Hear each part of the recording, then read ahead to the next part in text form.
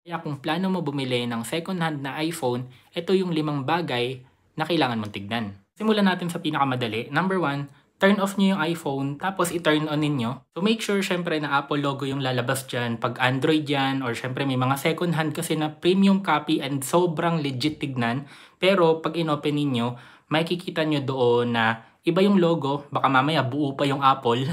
So, palitan na agad ninyo or balik nyo na agad. Pangalawa naman na kailangan nyo i-check dito is yung battery health. Preferably kung bibili kayo, maganda yung at least 85% or above yung battery health ng kukunin ninyo.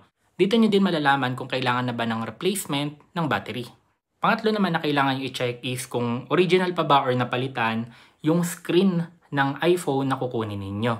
So punta kayo dito sa display and brightness, tapos i-click nyo yung True Tone. Normally kasi yung mga napalitan na screen, hindi na gumagana yung True Tone. Number 4 na kailangan mong gawin is punta kayo dito sa About. So sobrang daming information kayong pwedeng makuha dito sa About. Unahin natin dito sa model number. Ang pinakamahalaga dito is yung first letter dito sa model number.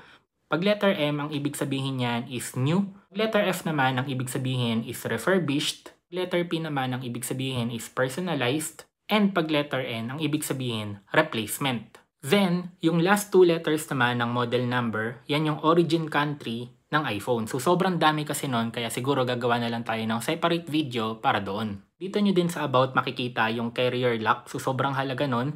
Dito nyo malalaman kung yung bibili nyo is globe lock, smart lock. Pero ang pinakamagandang pwede nyo mabili is yung kagaya ng sa akin, no SIM restrictions. Ibig sabihin open line, any SIM card is gagana. Dito nyo din pwedeng makita yung coverage or yung warranty ng binibili nyo kung sakali nasako pa siya ng warranty. Last na kailangan nyo i-check dito is yung Face ID. Normally kasi yung mga panibagong iPhones nagkakaroon ng issue sa Face ID.